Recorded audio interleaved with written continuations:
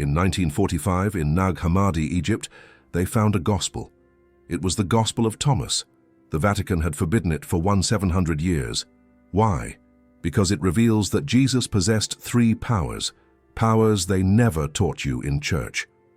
Power number 1, Jesus could become invisible at will.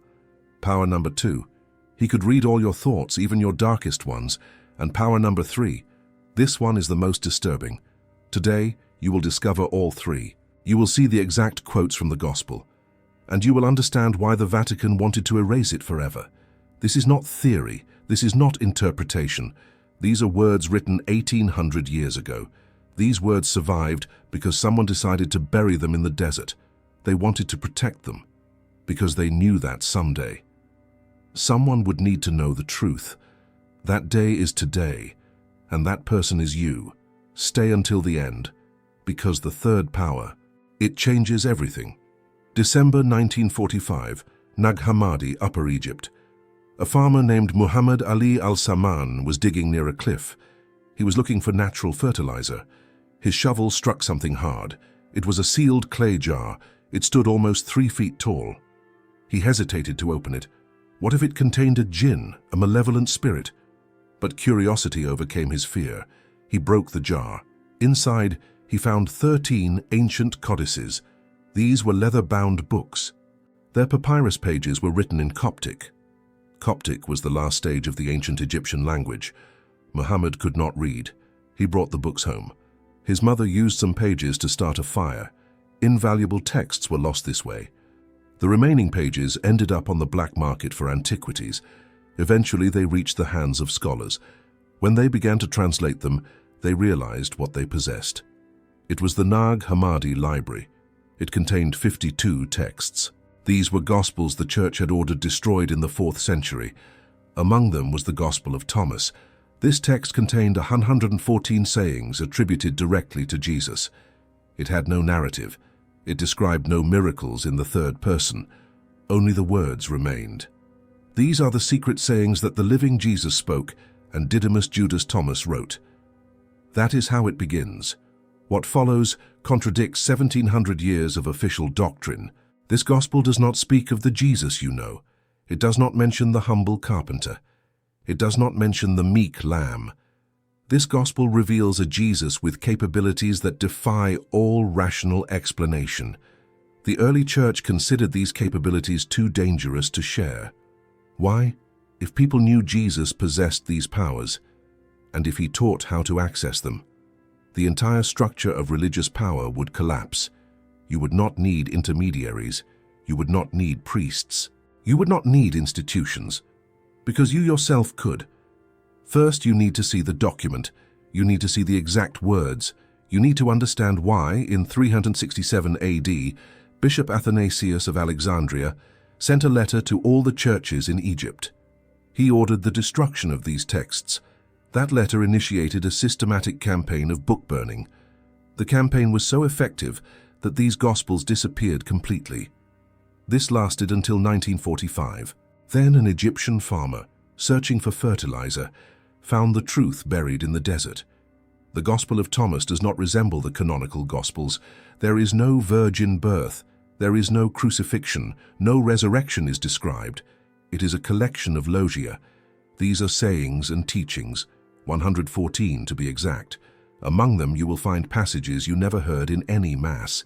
Saying number 61 states, "Two will rest on a bed. One will die, the other will live." What does this mean? Scholars still debate it. However, one passage requires no interpretation. It describes something concrete. It is verifiable with the canonical Gospels. It is the power of invisibility. Luke 4:30 mentions it briefly. Jesus is in Nazareth, his hometown. The people become enraged by his teachings. They lead him to the top of a cliff to throw him off, and then, but he passed through the midst of them and went away. How did he do it? Luke offers no explanation. It simply says, he passed through the midst. Did he run? Did he slip away? That is impossible. He was surrounded by an enraged crowd. They stood at the top of a cliff. There was no escape. But the Gospel of Thomas provides the missing context. Saying number 77 states, "I am the light that is over all of them. I am the all." The all came forth from me, and to the all I have arrived. Split a piece of wood. I am there. Lift up the stone, and you will find me there. Jesus describes himself as present in all things, not metaphorically, literally. He is in every particle of matter, and if you are present in everything, if your consciousness can inhabit any point in space, then physical form becomes optional. You can manifest, you can dematerialize, you can pass through the midst of a crowd because, temporarily, there is no physical you to stop. This is not theology. This is quantum physics described 2,000 years ago. Dr. Bart Ehrman, a professor at the University of North Carolina and a leading expert on New Testament manuscripts, points out, the Gospel of Thomas presents a radically different Christology. Here, Jesus is not simply the Son of God. He is the divine manifestation in human form, with complete dominion over physical matter. Dominion over physical matter, I emphasize this. Dominion over physical matter. Now look at John 8:59. Jesus is in the temple. The religious leaders pick up stones to stone him. But Jesus hid himself and went out of the temple. He hid himself. In Greek, ekribe, literally he made himself invisible. He disappeared from sight. He did not slip away. He did not escape through the crowd. He hid himself. He vanished in plain sight. Then he reappeared outside the temple. These are two separate incidents. They come from two different Gospels. They show the same power. This is a power the Church Fathers decided not to emphasize. If people knew the truth, if they truly understood that Jesus not only possessed this power, but also suggested others could access it. The works that I do, you will do also, and greater works than these you will do. John 14:12. That line is in your Bible, but you never heard a sermon about it, did you? Because it is too dangerous, it is too empowering. Religious power builds upon dependence, not empowerment. This is only the beginning. If invisibility seems disturbing to you, then the second power will make you question everything you thought you knew about the privacy of your own mind. We live in times when prophecies unfold before our very eyes. Most people still walk in darkness, trapped by incomplete truths carefully hidden for centuries. Now consider this. What if the very passages removed from the scriptures hold the answers you have been seeking for years? These are answers that can illuminate your path, strengthen your understanding, and reveal the authentic history. For this reason, I have prepared a powerful digital book for you. Why did the apostles hide Jesus' most dangerous words? This book is not just a read, it is a spiritual awakening. It is a tool for those who refuse to settle for superficial truths. Download it right now. The link is in the first pinned comment. But be warned, this content contains revelations that disturb even religious leaders. Do not wait to seek what your soul already knows it needs.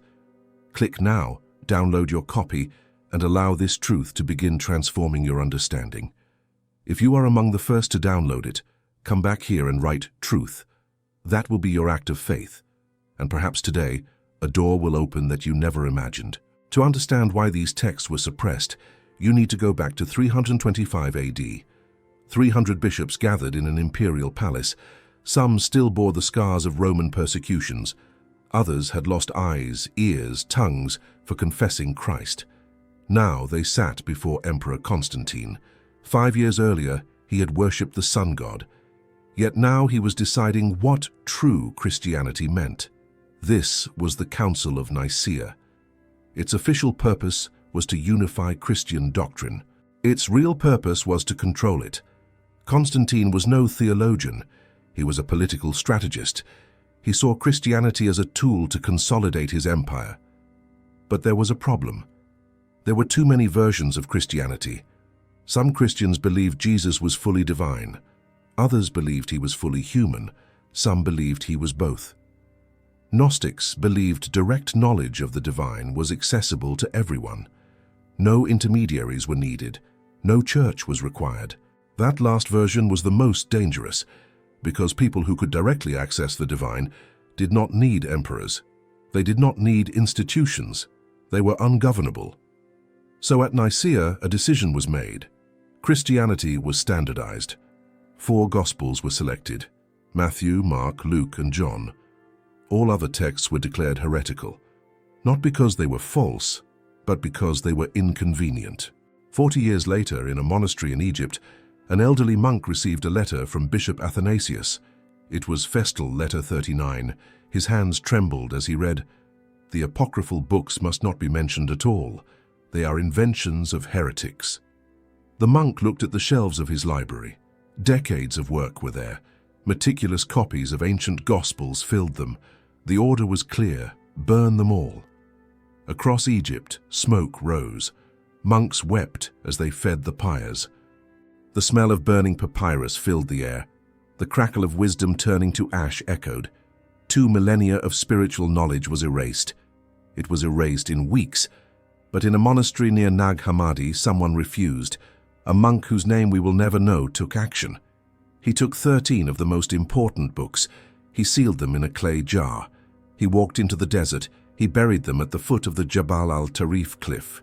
He did not write a note. He left no instructions. He simply hid them, and he trusted. He trusted that one day someone would find them. 1,578 years later, that day arrived. Dr. Elaine Pagels, a Princeton professor and expert on the Gnostic Gospels, explains, "The Nag Hammadi texts are not just historical curiosities. They are evidence of a completely different Christianity, a Christianity that emphasized direct personal experience of the divine, a Christianity that saw Jesus not as an atoning sacrifice, but as a spiritual teacher who showed the way to enlightenment. He was a spiritual teacher, not a sacrifice. That distinction changes everything. Because if Jesus is a teacher, then you can learn what he learned, you can develop what he developed, you can access the powers he accessed. But if Jesus is a unique sacrifice, a singular event in history, then you are a spectator. You become a passive beneficiary. You become eternally dependent on the institution that mediates that salvation. Do you understand the problem now? Institutional Christianity was built upon the second interpretation, because it is the one that generates power. The Nag Hammadi texts offered the first interpretation. That is why they had to disappear, but they did not disappear. They survived. And what they reveal about the second power will make you doubt every conversation you have ever had. Jesus' second power is thought reading, but not as you imagine it. It is not guessing what you are thinking. It is accessing every thought you ever had, every secret, every shame, every lie you told yourself. John 1:47-48 captures the exact moment someone experiences this power. Jesus sees Nathanael approaching. They have never met before. And Jesus states, "Behold a true Israelite in whom there is no deceit." Nathanael stops dead in his tracks. His face pales. Because those words, those exact words, they were the very words he had spoken to himself under the fig tree. This happened hours earlier. He was alone. He was in private prayer. "How do you know me?" His voice trembles.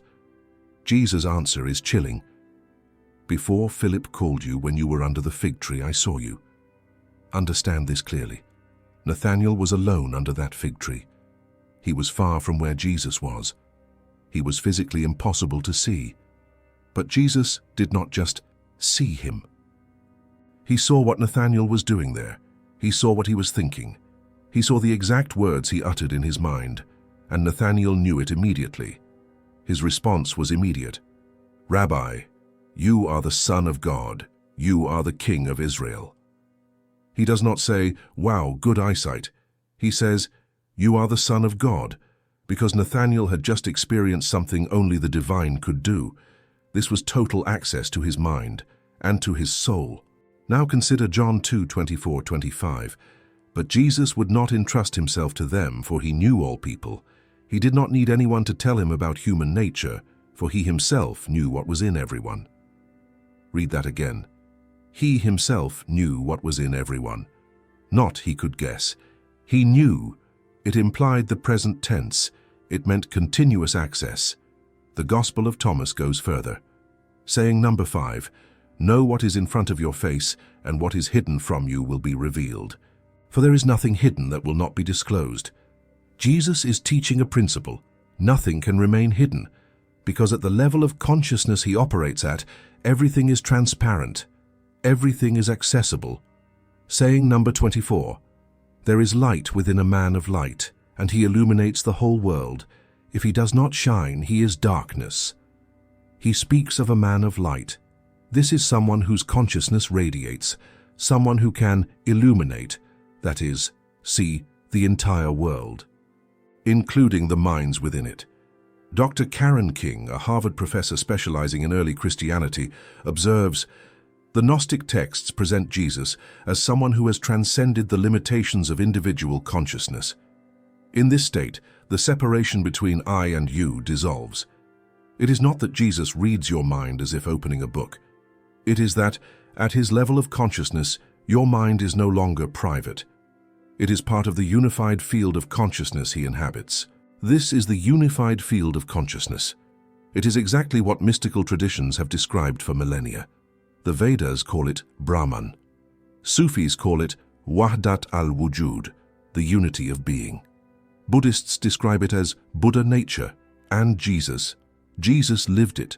He demonstrated it. And most unsettling of all, he claimed others could access it. Matthew 6:22-23 states, the lamp of the body is the eye. If your eye is healthy, your whole body will be full of light. What is this eye? Mystics from all traditions identify it as the third eye. It is the center of subtle consciousness between the eyebrows. It is the access point to higher states of perception. Jesus is not speaking of the physical eye, he speaks of the organ of spiritual perception. And when that eye opens, when it fills with light, everything becomes visible, including the thoughts of others. Now imagine living with this power. Imagine interacting with someone and seeing their lies, their fears, their hidden desires, their unresolved traumas. You would see everything, all the time. How would you respond? John 8:1-11 shows exactly how. Dawn broke in Jerusalem.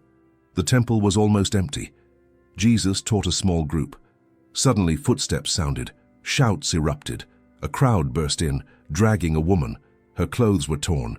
Marks of blows covered her face. They threw her to the ground before Jesus. Teacher, this woman was caught in adultery, in the very act. Moses commanded us to stone such women. What do you say, S? It is a trap. If he says forgive her, he violates the law of Moses. If he says stone her, he contradicts his teachings of mercy. Jesus kneels. He writes on the ground with his finger. No one knows what he writes, but something happens. The men in front begin to stir. Their faces change. They turn pale, because suddenly they feel seen, truly seen. Every lustful thought they ever had, every lie they told their wives, every night they spent with prostitutes, all of it exposed, not with words, but with direct knowledge. Jesus rises. Let him who is without sin cast the first stone. One by one the accusers leave. The oldest ones go first. Why the oldest first? They have accumulated more secrets, more shame, more hypocrisy. Everyone felt it. That is the second power. This power grants total vision of inner reality. It allows unlimited access to the truth of every soul. And if this makes you feel vulnerable, if it makes you question every secret you keep, the third power shatters the walls between life and death itself. Pause for a moment. What you just discovered about the second power, Jesus' ability to access every thought, every secret, every hidden truth, is only the surface. In Why Did the Apostles Hide Jesus' Most Dangerous Words, I dedicate an entire chapter to this power. It includes 17 additional passages never mentioned in churches. It reveals the exact teachings Jesus gave on how to develop profound perception. It contains the texts that were burned precisely because they revealed too much. The link is in the first pinned comment. Download it now because what comes next, the third power, will make you need that complete context to process it. 12 more chapters await you. Each one changes something in your understanding of what truly happened 2,000 years ago. This is where traditional theology begins to collapse, because if you accept that Jesus possessed these powers, and that these were powers that could be developed, not merely granted, then the entire structure of original sin crumbles. Let me explain why. The doctrine of original sin, primarily formulated by St. Augustine in the 4th century, contends this: all humans are born fundamentally broken. They are separated from God by Adam's transgression. They are incapable of saving themselves. They require divine grace mediated through the Church. That doctrine forms the foundation of religious power. It is why you need sacraments. It is why you need priests. It is why the institution remains indispensable. But the Gospel of Thomas presents a radically different vision, saying 70, if you bring forth what is within you, what you have will save you. If you do not have that within you, what you do not have will kill you. Read it again. If you bring forth what is within you, the divine already resides within you. It does not need implantation. It does not need mediation. It needs to be brought forth. It must be developed. It must be actualized. Saying 3, the kingdom is within you and outside you. When you know yourselves, then you will be known, and you will know that you are children of the living Father. When you know yourselves, not if you are saved, not if you believe correctly. When you know yourselves.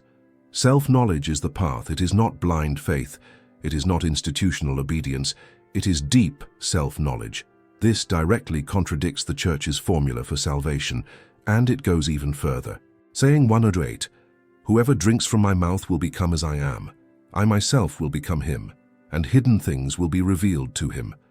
Will become as I am. Not will worship me. Not will follow me.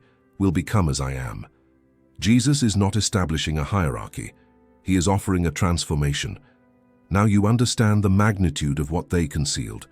Because if anyone can become as Jesus, if the powers he demonstrated are latent human potentials, then the Church loses its monopoly over the divine. Dr. James Tabor, a professor at the University of North Carolina, Charlotte, and a specialist in the historical Jesus, points out, Thomas's texts present what scholars call a low Christology. Jesus is seen as a human being who achieved total enlightenment. This contrasts dramatically with the high Christology of the canonical Gospels, where Jesus is pre-existent, co-eternal with God, and incarnated solely to atone for sin. Low Christology is more dangerous to institutional authority because it suggests that Jesus' path is replicable. Replicable. That is the key. The early Church needed Jesus to be unique, singular, irreplicable. A unique Savior requires a unique institution to mediate that access, but an enlightened Master, a human being who achieved their full potential, that suggests you can too, and suddenly the institution becomes optional. Sacraments become optional. Hierarchy becomes optional. Everything becomes optional. That is why in 367 AD, Athanasius did not just order books burned. He ordered anyone possessing them to be excommunicated. He ordered their removal from all monastic libraries. He ordered their names never to be spoken. It was a campaign of total erasure. And it almost worked. For 1500 years, these texts vanished. Almost all traces of Gnostic Christianity were eliminated, except for indirect references in the writings of the Church Fathers. Irenaeus in the 2nd century wrote against the Gnostics. He stated, "They claim to possess a knowledge superior to ours. They say that we have faith, but they have gnosis." He said it with contempt. But it confirms that another tradition existed, a tradition based on direct knowledge, not on mediated faith. Tertullian wrote, "What has Athens to do with Jerusalem? What has the Academy to do with the Church?" He was rejecting philosophy, critical thought, inquiry. He was pitting faith against reason, obedience against understanding. And that division, that false dichotomy between faith and knowledge, it became the foundation of Orthodox Christianity for 2,000 years, until an Egyptian peasant broke a jar in 1945, and the buried truth surfaced once more. And what comes now? The third power. It shakes the foundations of everything you thought you knew about what happens when your heart stops beating. The third power is not explicitly written in the Gospel of Thomas. It is implied, coded, hidden in a saying that most read without grasping its true meaning. Saying 11, "This heaven will pass away, and the one above it will pass away. The dead do not live. and the living will not die. Read it slowly. The dead do not live. That makes sense. The dead are dead, and the living will not die. Wait, what? The living obviously die. Everyone dies. Unless the living does not refer to people who are breathing. Instead, it refers to people who have achieved a certain state of consciousness, people who are alive in the spiritual sense. And those people, they do not die. They have transcended identification with the body. Jesus' third power is the immortality of consciousness. It is not the resurrection of the body. It is the uninterrupted continuity of consciousness beyond physical death. John 11 captures the moment Jesus reveals this. His friend Lazarus has just died. Martha, Lazarus' sister, is devastated. She approaches Jesus. "Lord, if you had been here, my brother would not have died." Pause. Breathe deeply. Try to hold on to faith. "But I know that even now God will give you whatever you ask." Jesus responds with the formula, "Est, your brother will rise again." Martha nods. She knows this. She has heard the teachings. "I know he will rise again in the resurrection on the last day, someday in the distant future, when the end of the world comes." But Jesus interrupts her. "I am the resurrection and the life." It is present, not future. "Whoever believes in me, though they die, yet shall they live." And here comes the line that changes everything. "And everyone who lives and believes in me will never die." Not will live again someday. They will never die. This is continuous future. This is uninterrupted continuity. Now look at John 8:51. "Truly, truly I say to you, if anyone keeps my word, he will never see death." He will never see death. Not will be resurrected after death. He will never see death. How is that possible? Only if death is redefined. Only if what we call death is simply the transition of the physical body, while consciousness, the true self, continues without interruption. The Gospel of Thomas, saying number 1, establishes this from the very beginning. Whoever finds the interpretation of these words will not taste death.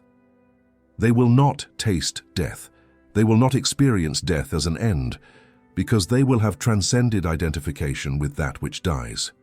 Dr. April DeConnick, a professor at Rice University and an expert in Gnostic literature, explains, "In the Gnostic worldview, death is not the enemy. Unconsciousness is. The goal is not to avoid physical death, but to maintain the continuity of consciousness through all transitions, including death." Jesus, in these texts, is presented as someone who fully achieved this. He did not merely survive death.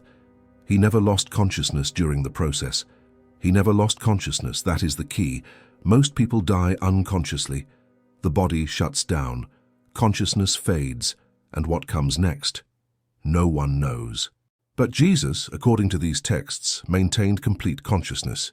He went through death fully awake, and when he resurrected, it was not a resurrection of a dead body, it was a rematerialization of a being who never stopped being conscious. Look at the resurrection stories. Jesus appears and disappears at will. He passes through locked doors, John 20:19. He appears in forms his own disciples do not recognize, Luke 24:16. He eats fish to prove he is not a ghost, Luke 24:42-43. But also, he vanishes from sight instantly, Luke 24:31. He appears simultaneously to multiple people in different places. He does not behave like a resurrected physical body. He behaves like consciousness, with total control over physical manifestation. And the implication is terrifying. If Jesus developed this power, and if, as he claimed, "You will do these works and even greater ones," then the third power is available for everyone, for you. It does not require blind faith. It requires development. It requires practice. It requires transformation of consciousness.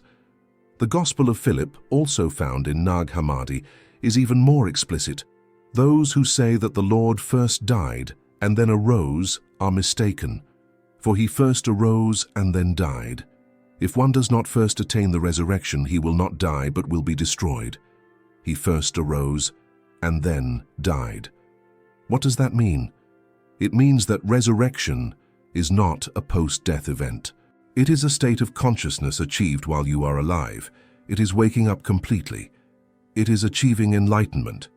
And once you achieve that state, when the body dies, it does not matter, because you have already resurrected. You have already transcended death. Your consciousness already operates independently of the body. That is the third power, and that is why the Vatican feared it more than anything else. Because if people knew that the immortality of consciousness is developable, that it does not require institutional salvation, that it is a latent human potential, the central promise of Christianity transforms from believe in Jesus and you will be saved after death, to follow the path of Jesus and you will transcend death completely. One is passive, the other is active. One makes you dependent, the other makes you sovereign. Guess which one the Church chose to promote? Where are you watching from? Why the Apostles hid Jesus' most dangerous words has been downloaded in 89 countries so far. Add yours to the list. Leave your location below after downloading. The first pinned comment has the link, and if you have not already, subscribe and hit the bell icon so you do not miss the next investigation. Do not just blindly believe me. These are not just my interpretations. The world's leading scholars have studied these texts for decades. Dr. Bart Ehrman, who has written over 30 books on the New Testament and early Christianity, states, "The Gospel of Thomas shows us that early Christianity was far more diverse than later tradition led us to believe. There was no single orthodoxy. There were multiple Christianities, multiple understandings of who Jesus was and what it meant to follow him." Dr. Elaine Pagels, whose book The Gnostic Gospels won the National Book Award, writes, "The Gnostic texts were suppressed not because they were false, but because they represented a threat to the emerging hierarchy of the Church. They offered direct access to the divine, without intermediaries, and that was unacceptable to those who were building an institution based on priestly authority." Dr. James Tabor observes, "If you examine the earliest layers of tradition about Jesus, you find a wisdom teacher very different from the cosmic Christ of later creeds. The Gospel of Thomas may preserve some of Jesus' most authentic sayings precisely because it was not edited to conform to Pauline theology. Some of the most authentic sayings, I insist on this. Scholars believe that the Gospel of Thomas may contain words of Jesus that are more original, closer to what he actually said, than some passages in Matthew, Mark, Luke, and John. Why is this? Because Thomas has no theological agenda. He is not trying to prove that Jesus is the Messiah. He is not trying to justify the crucifixion as atonement for sin. He simply records the sayings. He records the teachings. He offers no interpretation. He provides no context. Only the words remain. And those words, when you read them without 2,000 years of theological conditioning, they reveal something radically different. Dr. James Van der Kam, Professor Emeritus at Notre Dame, and an expert on the Dead Sea Scrolls, provides historical context. We must remember that in the 1st century, Judaism was not monolithic. There were Pharisees, Sadducees, Essenes, Zealots, and many other groups. Each group had different beliefs about the afterlife, resurrection, and the nature of God. Jesus operated within this pluralistic environment. It is not surprising that his teachings reflected ideas that did not fit perfectly into any single category. Ideas that did not fit perfectly, such as invisibility, such as mind reading, such as the continuity of consciousness beyond death. These are not Christian concepts. These are mystical concepts. They are universal. They are found in all advanced spiritual traditions. Consider yoga, consider Sufism, consider Buddhism, consider Taoism. All describe beings who developed these capabilities. They are Siddhis in Sanskrit, they are Karamat in Arabic, they are Iddhi in Pali. These are different words, it is the same phenomenon. And Jesus, operating within the Jewish mystical tradition, he developed and demonstrated these powers, not as random miracles granted by God, but as capacities developed through rigorous spiritual practice. This includes fasting in the desert for 40 days. It includes meditation. It includes deep prayer. It includes detachment from the world.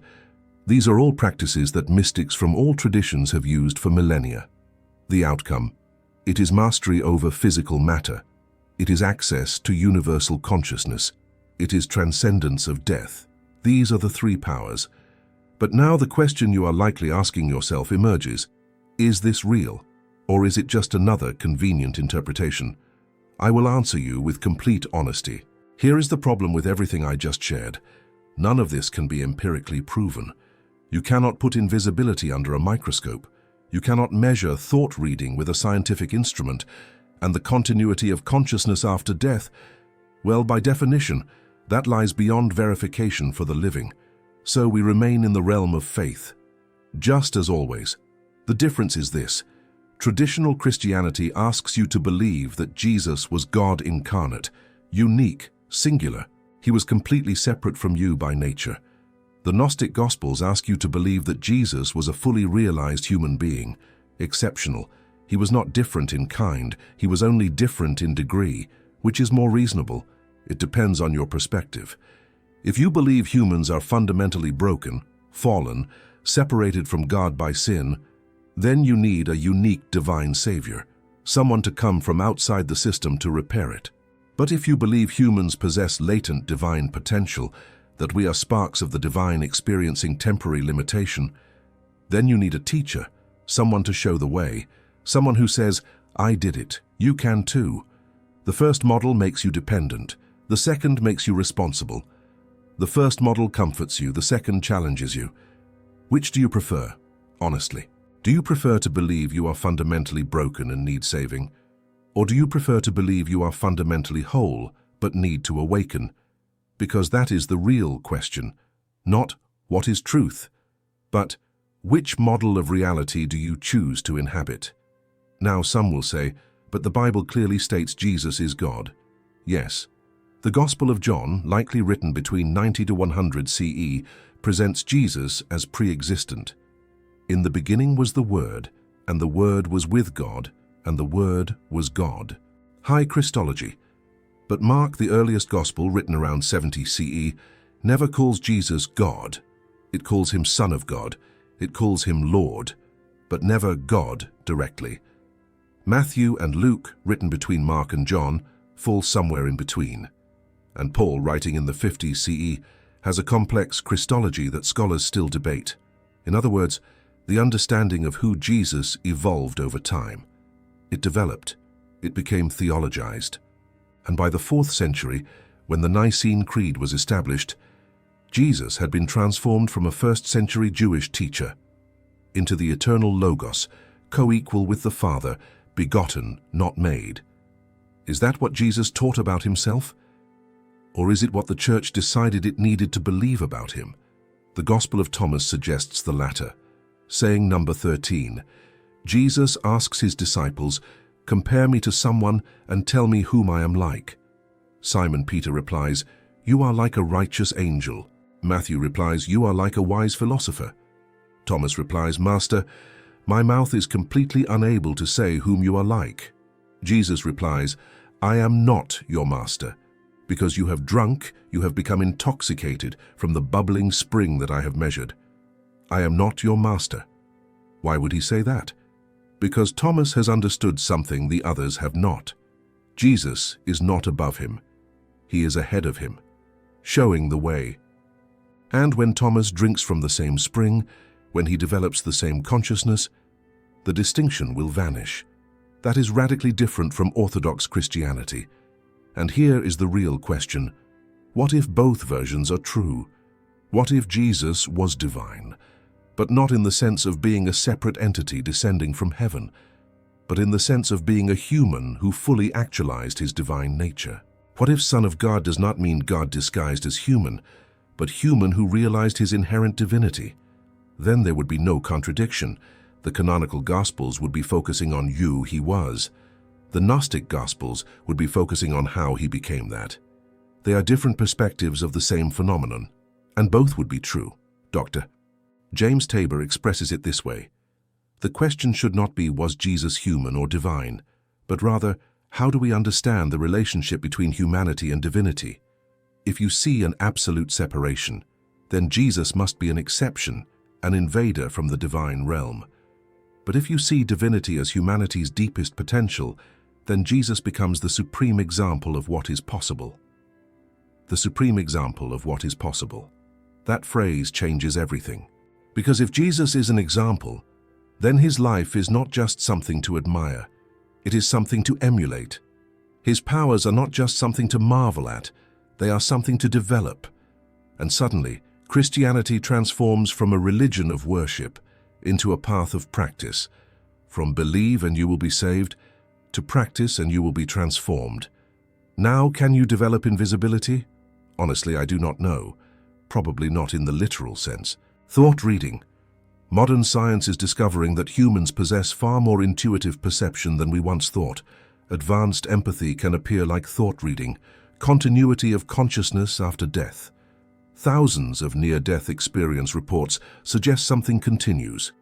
What exactly, no one knows for certain. But here is what I do know. Jesus taught something dangerous, something that challenged institutional power, something that empowered individuals, and for that, he had to be silenced, transformed, domesticated, made safe, made controllable. The Gospels preserving the purest teachings were burned, and what remained was edited, interpreted, and theologized until Jesus became exactly what he needed to be, to build an empire. But the truth survived, buried in the desert, waiting to be discovered. And now that you have it, what will you do with it? I know what you're feeling right now, a mix of fascination and skepticism. Can this be real? Why have I never heard this before? How do I know this isn't just another conspiracy theory? I understand completely. That is why I prepared Why the Apostles Hid Jesus' Most Dangerous Words. It is not a book of theories. It is a compendium of sources. Every claim cited, every scholar with verifiable credentials, every text with exact references, 196 pages of documented research. And here is what happens when you read it. Chapter 1. What? Initial denial. Chapter 3. Let me check this. Active curiosity. Chapter 7. Oh my God. Devastating clarity. Chapter 12. You will never see Christianity the same way again. The link is in the first pinned comment. Download it now. Because what you just discovered here is 10% of what that book contains, and if this has already changed something within you, wait until you read the rest. Do it now, while it is still fresh in your mind. First pinned comment. I know what some of you are thinking. This sounds like New Age. This is not real Christianity. You are twisting the scriptures. I will address that directly. First, I am not inventing anything. Every text I mentioned exists. Every quote is verifiable. The manuscripts are in museums. They have been translated by scholars from the world's top universities. This is not speculation. It is documented history. Second, real Christianity is more complex than you think. During the first 3 centuries, there was no official Bible. There was no universal creed. There was no pope. Instead, Christian communities taught radically different things. Some believed in reincarnation. Some rejected the Old Testament completely. Some saw Jesus as a human adopted by God at his baptism. Others viewed him as a divine spirit who only seemed human. The orthodoxy you know today was decided by vote at councils in the 4th century. It was not revealed from heaven. It was negotiated, debated, and finally imposed. Third, I am not telling you to abandon your faith. I am telling you to expand it. Consider that perhaps, just perhaps. The teachings of Jesus were deeper, more radical, more transformative than you were told. Perhaps the Christianity you inherited is a simplified version. It is domesticated. It was designed to produce obedient citizens, not empowered mystics. And perhaps, just perhaps, it is time to reclaim what was lost.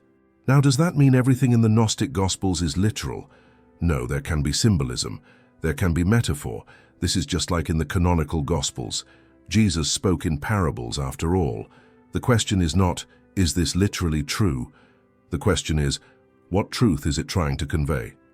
The truth I see in these texts is this: Humans have a vastly greater potential than we are taught, spiritually, consciously, existentially. Jesus came to show us that potential. He did not come to be worshipped as an unreachable deity. He came to be followed as a pioneer of the path. I am the way, the truth, and the life. He did not say, I am the only way that no one else can walk. He said, I am the way, follow me along it. That is the interpretation I find most consistent with the complete teachings. That is what these forbidden gospels preserve. Why does all of this matter today? Why should you care about a gospel written 2,000 years ago? Because the world is in crisis. It is not just politically, it is not just economically, it is spiritually. People are lost, they are empty, they seek meaning in consumerism, technology, and political ideologies. Nothing fills the void. The void is spiritual, the solution is spiritual. But organized religion, in its current form, is not providing answers. It is providing control, rules, judgment. People, especially the young, are abandoning it in droves. The statistics are clear. In the United States, 26% of adults now identify as religiously unaffiliated. That is the highest number in history. In Europe, it is even higher. Institutional religion is collapsing. But spiritual hunger is not. People still search. They still ask, who am I? Why am I here? What happens when I die? Is there anything more than this? Here is why the Gnostic Gospels matter. They offer answers that empower instead of subordinate. They offer a path of personal development instead of blind obedience. They offer the possibility of direct experience with the divine instead of institutional mediation. That is what people crave: authenticity, direct experience, personal power. Jesus, according to these texts, offered exactly that. The kingdom of God is within you.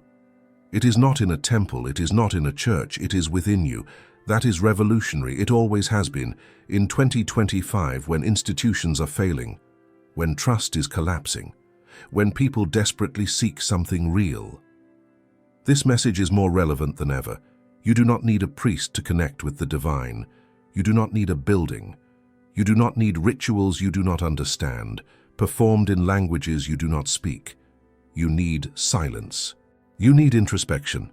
You need practice. You need the courage to face yourself. You need to know yourself. You need to transform yourself.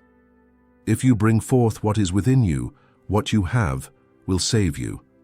That is the teaching. It is exactly what the world needs now. So yes, a 2,000-year-old gospel matters. The truth it contains is timeless.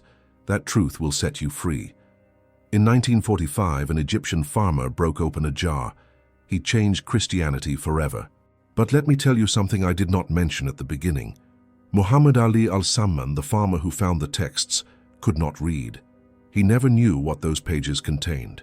He died without knowing he had discovered the truth the church tried to erase for 1,500 years. But his hands, his rough, working hands, they held the words that would change everything. Now you have them. This is not by accident. It is not by chance. You have come this far. You have spent 8,000 words. You have given 40 minutes of your life. That means something. It means you do not settle for half-truths. It means you do not accept simple answers to complex questions. It means there is something within you that recognizes, something that knows that there is more. Jesus possessed 3 powers: invisibility, telepathy, and the immortality of consciousness. Were they literal? Were they symbolic? Perhaps both. Perhaps neither. Perhaps that is the wrong question. What truly matters is this: Jesus showed you that humans are capable of infinitely more than they believe. You have latent, divine potential. The path to that potential is through self-knowledge, brutal self-knowledge, honest self-knowledge, inescapable self-knowledge. No one, no institution, no priest, no leader, no guru can walk that path for you. Only you can. That is what the forbidden Gospels teach. That is what the church did not want you to know. An empowered people, a people who know their own divinity. They do not need institutional saviors. They become their own saviors.